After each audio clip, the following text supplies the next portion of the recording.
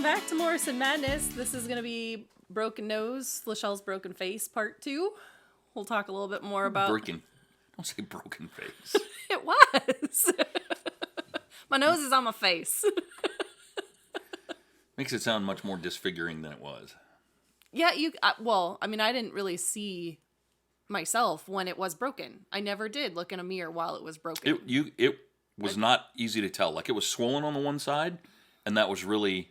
Which is why I didn't think it was broken. Right.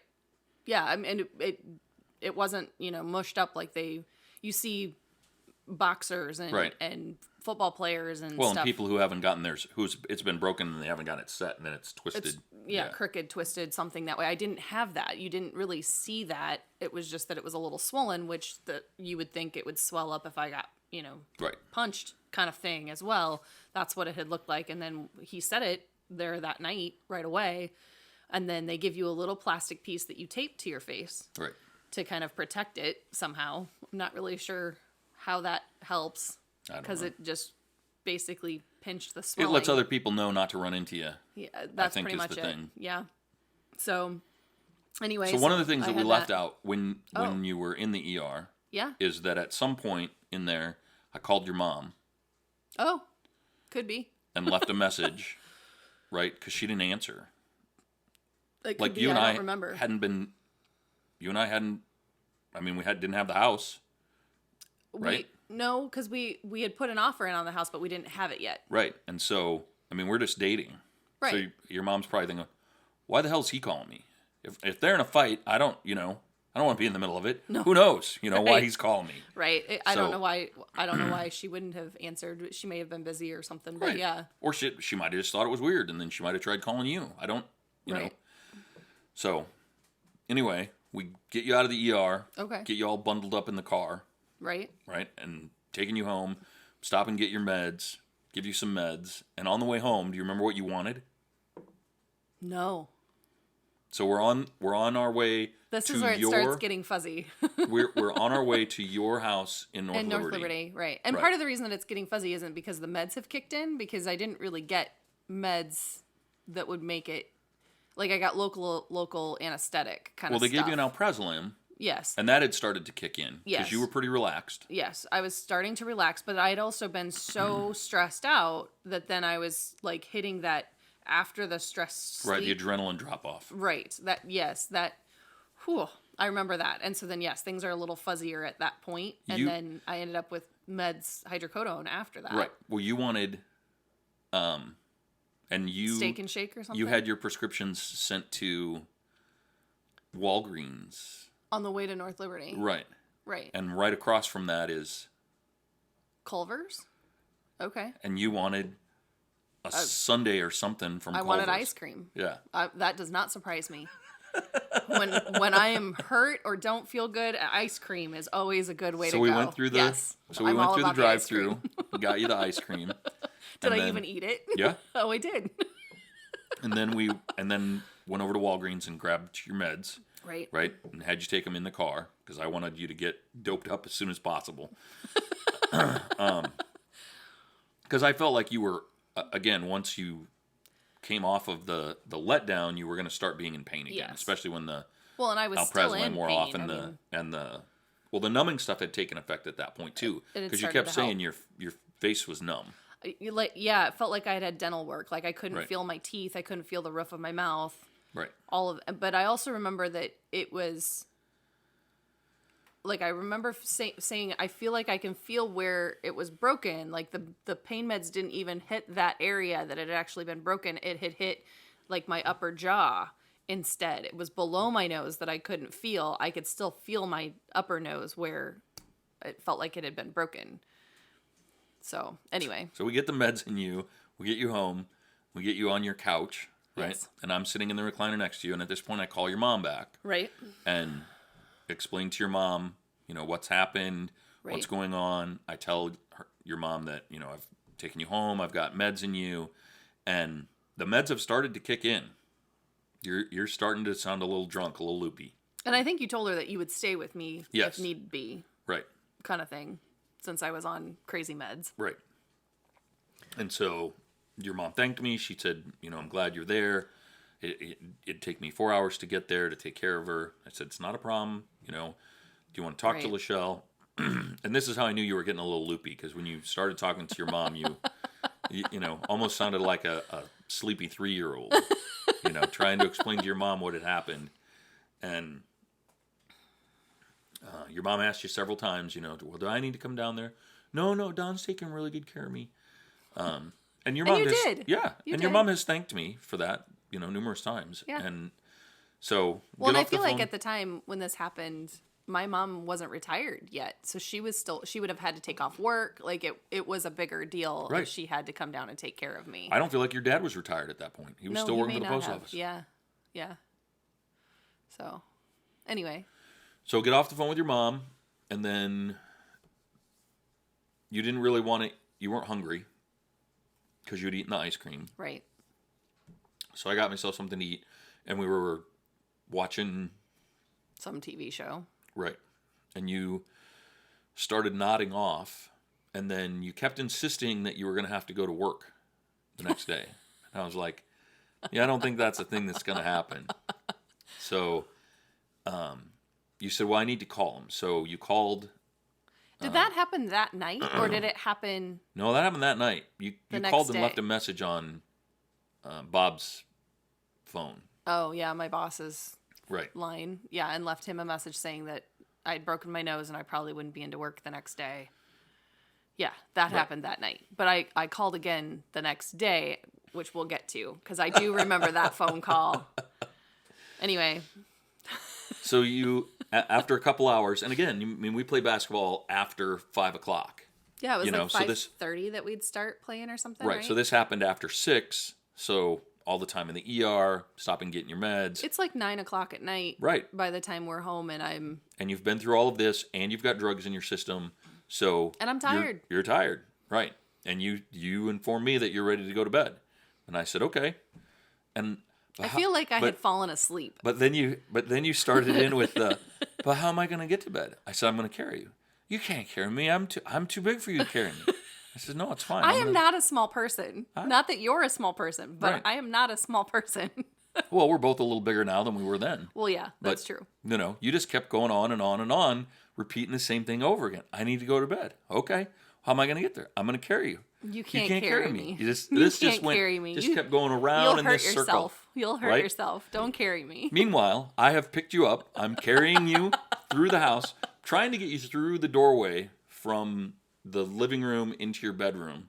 And you just keep saying, I need to go to bed. I'm like, yep, I'm taking you to bed. How are you taking me to bed? I'm carrying you. You can't carry me.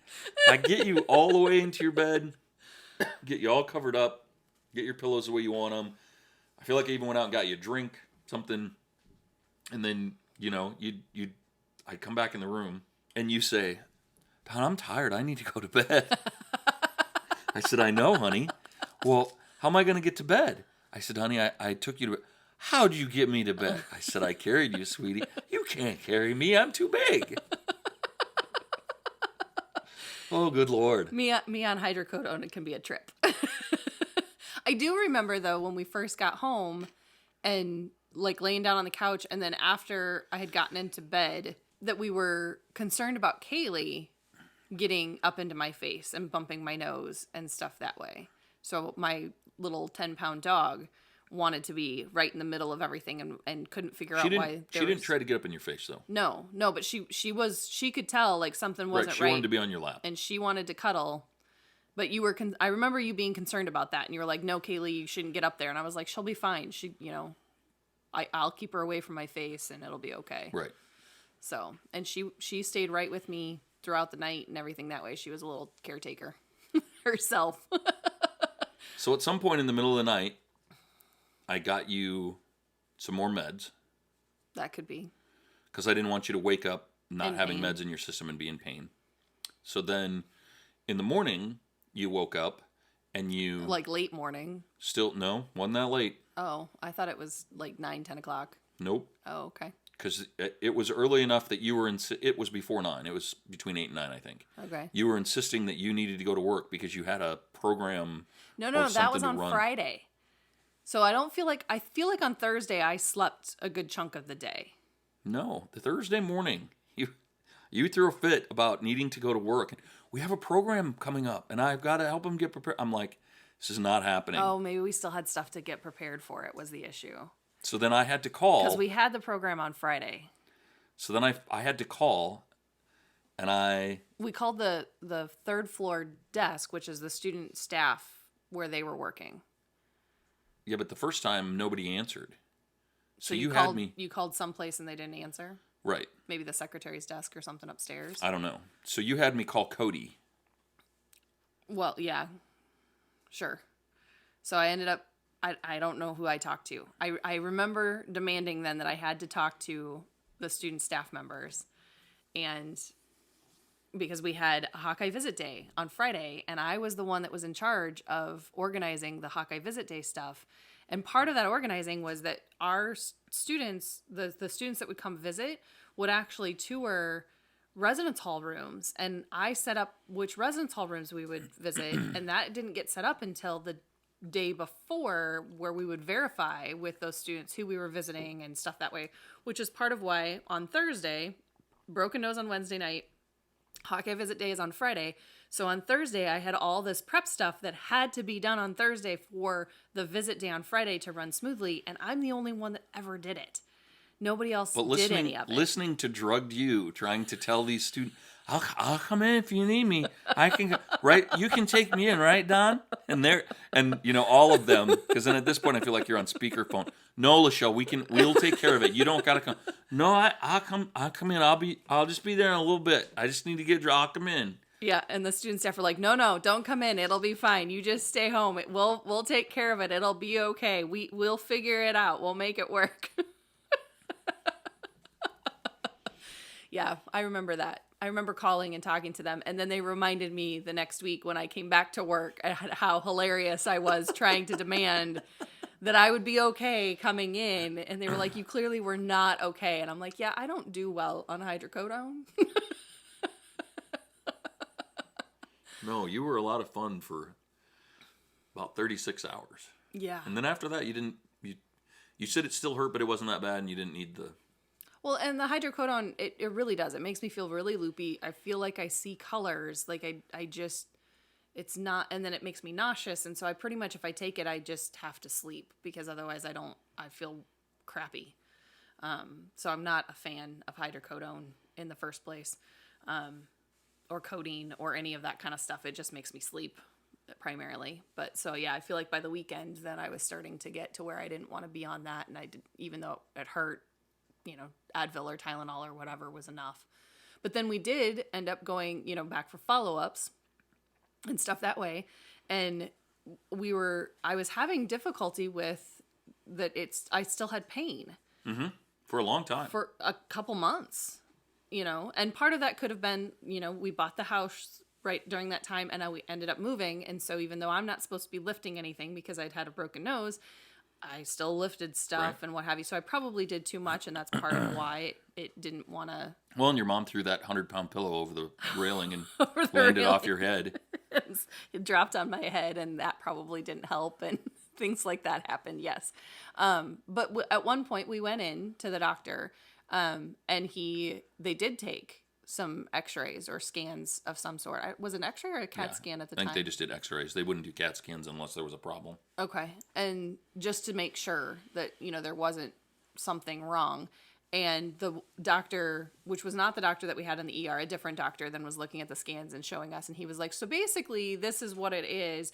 And at this point, we finally realized that usually when people talk about a broken nose, you think the broken septum, so the middle part of your nose that's kind of soft, right? That breaks, and then that gets disjointed because it's cartilage, right? But so it'll and it can break. It can actually break and crack, or could come two pieces, and then it doesn't sit straight, and then that's why you have the curve in the nose or what have you.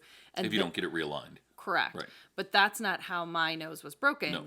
My skull was broken. So if you think about a skeleton, instead of being broken down skull, here. Being broken at the bottom of my nose, right? It was Yours broken. Was broken up here, clear up between my eyes. So if you think about a skeleton, and when there's no cartilage as part of the skeleton face, and on either side of where the nose would come, there's just little pieces of that bone that one side got completely broken off for sure, and the other side they could see that it had been at least cracked, but they're not sure how far it had broken away. But both pieces were actually back in alignment, and he was like, of all of the alignments, this is a gold medal alignment. It's a great alignment, so we're not really sure why you're having pain. But then at that point they decided to give me steroids to help with swelling, and that wasn't until the next appointment. Was it the next appointment? Because it was something that you brought up, and you're like, when I have a flare up, and that's part of the issue, is that I was having a lot of swelling. And the doctor said, you know what? It's not something we would normally prescribe, but it's not going to hurt you. Right. So let's give it a shot. Yep. And that's what did the trick. That helped a lot. I'm not a doctor, but I did stay at a Holiday Inn Express one time. Oh, anyway. So don't ever tell that to your doctor. No. And then tell them what you think your diagnosis is. It really makes them angry. And they do all of the tests to prove you wrong when that happens as well. So, so then the steroids and stuff helped, which is great. But one of the things that I have noticed, and since I had broken my nose, is, we joke about, especially in the Midwest, that you can tell when it's going to storm or going to rain. My elbow's acting up. It's going to rain. Or my knee or something that way. It's going to snow. Yeah, my face acts up. So my nose, where it was broken, will actually swell up. And right before it rains, my face acts up. You can't see this on the podcast, but it's going to rain. So I have actually woken up and between my eyes, like where glasses would sit on your nose. Right, it's swollen. It will be swollen whenever we are getting a storm, and it hurts. So I don't recommend trying. We tried it out for you. That's what we do here at Morrison Madness. We try out the things. There's a lot of things I don't recommend. That whole bus issue, you just mark that off. Right. I had a friend that did that. I'm just going to check that one off. So, but that's the broken nose story. And so it took quite a while. It was a good 6 months before I feel like we got the steroids to really get everything calmed down. Well, you weren't on steroids for 6 months. But... No, it was 6 months from when I broke it to when they prescribed the steroids. So it was a good 6 months that I was still having pretty significant pain with everything. Like if I bent over to tie my shoes, it hurt. Right. Kind of thing. So, but after the steroids, it helped quite a bit. And then, yeah. All right. So, again, if you have any questions or comments about the whole thing, if you want, full names of all the characters involved, send us a shout out private message to Grant for breaking my nose and all that good stuff. And shout out to all the basketball people. We miss all of you guys. Yeah, I stopped playing before the virus hit, but I can tell you, God, I wish I could come back and play now. Yeah. So, questions, comments, throw them up on Facebook or YouTube or wherever. Hopefully you're staying up with all of the episodes. Yeah, let us know if there's something that you want to hear, or if we've mentioned something and you want us to exacerbate, no, to expand on that. When we do it, it is an exacerbation. We'll figure it out at some point, but we hope you're having a good time with the podcast. We're having fun talking about the stories. So we'll see you at the next podcast. We are going to change things up a little bit. We are. In the future, we're going to start throwing in some product testing. Yeah. So if you have products that you're interested in having us test, can't guarantee you that we will be able to do all of them. It's not cheap to buy multiple products and test them out, and we don't have sponsors that are donating stuff to us, but we have some stuff that we... not sponsored. Right. We have some stuff that we wanted to test out, and we thought the best way to do it would be... Yeah, if we were going to get a couple things to try them out, we might as well talk about it. Right. And share it with you guys in case you're curious. Exactly. So yeah, we'll mix that up at some time in the future. I don't know when we're going to get there, but we'll do that. So again, we hope you're having a good time. We're having a good time sharing stories with you. We'll see you at the next podcast.